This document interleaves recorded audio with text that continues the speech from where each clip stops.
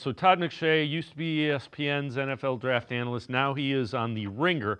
Talking about North Carolina running back Omarion Hampton. What do you see with Hampton? And here's what Todd McShay has to say about him. Omarion Hampton is absolutely, without question, undoubtedly the second best running back in this class behind Ashton Jeanty. And there probably should be a little bit more of a discussion about he's not that far off. Jeanty's the number one guy. I get Omarion Hampton is an absolute freak. I think Omarion Hampton is special. When I start stacking the tape, there's a difference. He does it all. And what's interesting here, the conversations have been about some of these other backs, the Scadaboos, the Harveys, the Martinezes. Those are the conversations I'm having with scouts. But Hampton's kind of like flying under the radar a little bit. And I don't know why.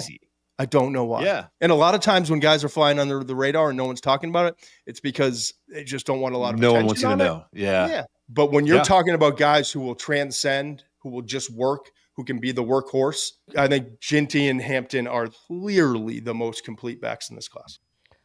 All right, so I got a little ahead of myself. What do you see when you look at Hampton?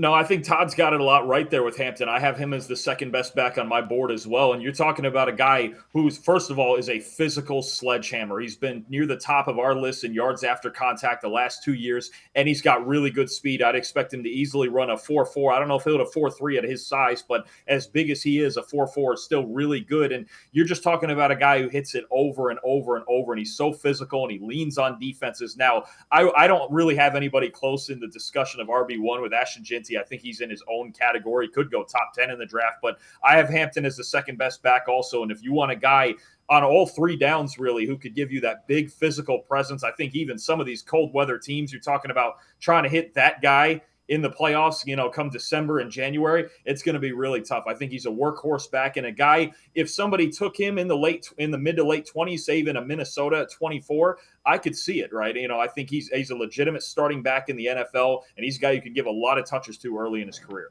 Who do you think somebody in the third or fourth round, that's where I'm guessing the Browns look at it, that could be a multi-year starter, could be a really good running back in the NFL? Deep class, but who are some guys that third, fourth round range that you really like?